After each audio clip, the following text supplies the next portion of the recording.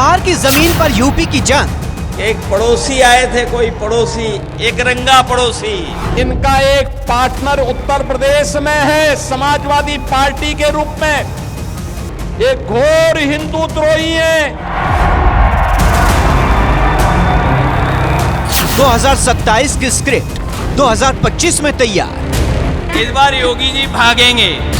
विरोधियों पर योगी के बाउंसर्स। आज इंडी गठबंधन के 3 और बंदर आ गए। ये 3 बंदर पप्पू, टप्पू और अप्पू के नाम पर।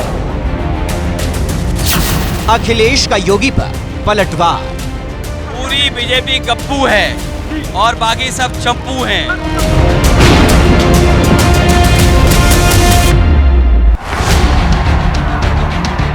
योगी वर्सेस अखिलेश के जुबानी लड़ाई यूपी की धरती पर नहीं बल्कि बिहार में हो रही है। योगी ने एनडीए के पक्ष में कमान संभाल रखी है तो अखिलेश महागठबंधन के लिए मोर्चा थामे हुए हैं। बंटे थे तो कटे थे, बटेंगे नहीं तो कटेंगे नहीं, एक रहेंगे तो सेफ भी रहेंगे। जमीन बिहार की और तैयारी उत्तर प्रदेश के लिए। यूपी में विधानसभा चुनाव 2027 में होने हैं। करीब 14-15 महीनों का वक्त बचा है, लेकिन अभी से यूपी चुनाव के लिए सियासी शतरंज पर गोटियां बिहार से फिट की जा रही हैं। बीजेपी और समाजवादी पार्टी के नेता एक दूसरे के खिलाफ जुबानी बम फोड़ रहे हैं। यूपी के सीएम योगी आदित्यनाथ की पहली रैली दरभंगा के केवटी में हुई। पप्पू, टप्पू, अप्पू वाला बयान उन्होंने वहीं पर दिया। निशाने पर राहुल, अखिलेश और तेजस्वी थे। आपने गांधी जी के 3 बंदरों के बारे में सुना होगा। गांधी जी के 3 बंदर थे। गांधी जी ने तो उनको उपदेश दिया था, बुरा मत देखो, बुरा मत सुनो और बुरा मत बोलो। लेकिन आज इंडी गठबंधन के 3 और बंदर आ गए। ये 3 बंदर पप्पू, टप्पू और अप्पू के नाम पर। पप्पू सच बोल नहीं सकता, अच्छा बोल नहीं सकता। टप्पू अच्छा देख नहीं सकता और अप्पू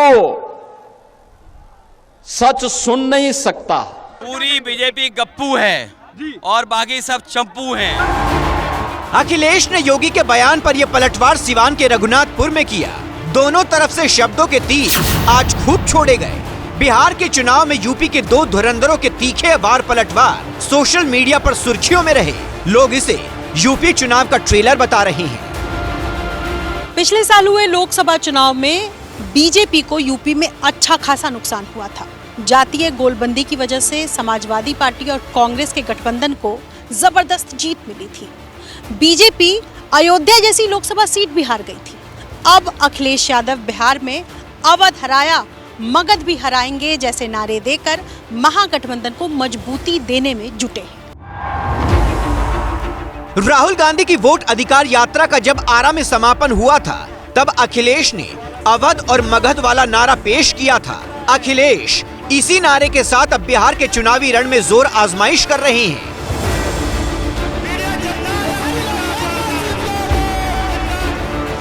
हेलीकॉप्टर से घूम घूम कर रोज 3-4 सभाएं कर रहे हैं। साथ ही पीडीएफ पॉलिटिक्स को धार देकर 2024 की जीत वाला अपना यूपी मॉडल बिहार में चलाने में जुटे हैं। एक पड़ोसी आए थे, कोई पड़ोसी, एक रंगा पड़ोसी। एक रंगा है वो कभी बहुरंगी लोगों को स्वीकार नहीं कर सकते हैं। यूपी का जो पूर्वी इलाका है, जिसे पूर्वांचल कहा जाता है, और बिहार का जो पश्चिमी इलाका है, वहाँ का सामाजिक ताना बाना मिलता जुलता है। बोली भी भोजपुरी है, रहन सहन से लेकर खान पान तक एक जैसा है। मैं खुद पूर्वांचल के आजमगढ़ का रहने वाला हूँ। यूपी बिहार से सटे इस इलाके का जाति समीकरण भी लगभग एक जैसा है। यही वजह है कि इस तरफ की सियासत एक दूसरे राज्य की राजनीति को प्रभावित करती है। बिहार में 30 से ज्यादा विधानसभा सीटें हैं जो यूपी की सीमा के करीब हैं या सटी हुई हैं। यूपी का महाराजगंज, कुशीनगर, देवरिया, बलिया, गाजीपुर, चंदौली और सोनभद्र ये वो 7 जिले हैं जिनकी सीमा बिहार से लगी हुई है, जबकि बिहार का पश्चिमी चंपारण, गोपालगंज, सीवान, सारण, भोजपुर, बक्सर और कैमूर जिला यूपी से सटा हुआ है। इन सीटों पर यूपी का इफेक्ट दिखता है, लिहाजा योगी और अखिलेश तो अपने अपने कैंप के लिए जोर लगा ही रहे हैं। बाकी यूपी के नेता भी बिहार में डेरा जमाकर बैठे हैं। यूपी के डिप्टी सीएम केशव प्रसाद मौर्य तो बीजेपी के चुनाव सह प्रभारी ही हैं। मिथिला तिरहुत की जिम्मेदारी महेंद्र सिंह संभाल रहे हैं। शाहबाद की गलियों में यूपी के मंत्री स्वतंत्र देव सिंह घूम रहे हैं। यूपी के दर्जन भर सांसद, विधायक और मंत्री को अलग अलग सीटों का जिम्मा मिला हुआ है। इसी तरह समाजवादी पार्टी ने भी अपने दर्जन भर सांसदों को बिहार के अलग अलग जिलों में महागठबंधन के उम्मीदवार को जिताने के लिए लगा रखा है। मुझे तो एक तरफा माहौल दिख रहा है। लग रहा है 14 तारीख को तेजस्वी जी सरकार बनेंगे और जैसे युवा मुख्यमंत्री बनकर उत्तर प्रदेश में अखिलेश यादव जी ने विकास कार्य किया था, उसी गाथा को आगे बढ़ाएंगे। उत्तर प्रदेश के मुख्यमंत्री योगी आदित्यनाथ बिहार विधानसभा चुनावों में अब तक करीबन 1 दर्जन चुनावी सभाएं कर चुके हैं, जिसमें से उन्होंने 3 रैलियां तो सिवान में ही की हैं। सिवान की सीमा उत्तर प्रदेश से लगती है और सिवान वो क्षेत्र है जहां पर कभी शहाबुद्दीन का सिक्का चला करता था। उत्तर प्रदेश के मुख्यमंत्री योगी आदित्यनाथ ने जो पिछले महीने अपनी पहली सभा सिवान में की थी, वो शहाबुद्दीन के बेटे ओसामा के खिलाफ ही रघुनाथपुर में की थी और अब अखिलेश यादव भी पहुंच चुके हैं सिवान में चुनावी सभा करने। ये रघुनाथपुर की सभा का वीडियो है। अखिलेश के साथ शहाबुद्दीन के बेटे ओसामा शहाब नजर आ रही हैं। अखिलेश ने ओसामा को जिताने की अपील तो की ही, लगे हाथ सीएम योगी आदित्यनाथ पर तंज कसा, निशाना साधा। किसी शहर में गए तो वहां नाम बदल दिया। हम कहते हैं अगर नाम आए थे यहां पर तो ओसामा का भी नाम बदल देते। ओसामा का नाम कर देते शेर सिंह। बताओ, अब वो चैट जीपीटी और ये कुछ जानते ही नहीं है तो हम क्या करें उसके लिए। इससे पहले जब योगी ने 31 अक्टूबर को रघुनाथपुर में सभा की तो ओसामा पर बिना नाम लिए हमला किया था, खानदानी माफिया कहा था। असल में जब बिहार में लालू राबड़ी का राज था तब सिवान के इलाके में शहाबुद्दीन की तूती बोलती थी। योगी के प्रचार के जरिए बीजेपी सिवान में तेजस्वी और ओसामा की सियासी ताकत को रोकना चाहती है। पिछले चुनाव में इस इलाके में बीजेपी को नुकसान हुआ था। सिवान जिले की सियासी कहानी ये है कि 2020 में जब ओसामा की पॉलिटिकल एंट्री नहीं हुई थी, तब भी इस इलाके में महागठबंधन ने बेहतर प्रदर्शन किया था। जिले की 8 में से 6 सीट महागठबंधन के खाते में गई थी। ऐसे में बीजेपी ने सिवान में अपने बड़े महारथी को उतारकर महागठबंधन को घेरने का चक्रव्यूह तैयार किया है और सबसे बड़ा सियासी टारगेट रघुनाथपुर सीट है, जहां से ओसामा मैदान में है।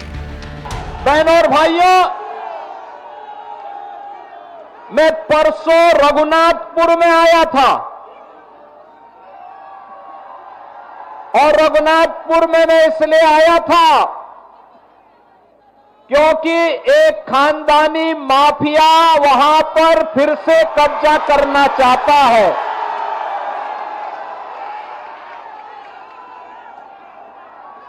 उत्तर प्रदेश में तो हमने बुलडोजर से रौंद रौंद करके इन माफियाओं की कचमूर निकाल करके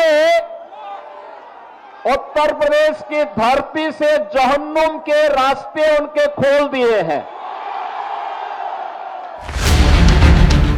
रघुनाथपुर सीट से आरजेडी के ओसामा के सामने जेडीयू के जीशु सिंह हैं। पिछली बार इस सीट से आरजेडी के हरिशंकर यादव जीते थे।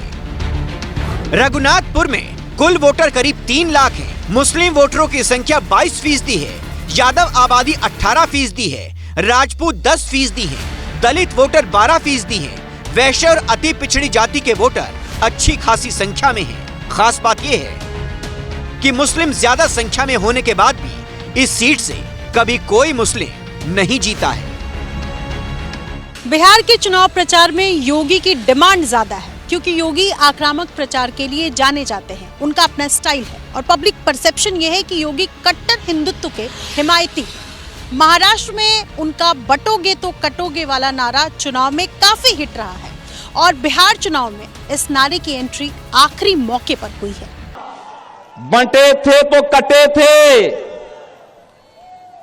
बटेंगे नहीं तो कटेंगे नहीं, एक रहेंगे तो सेफ भी रहेंगे।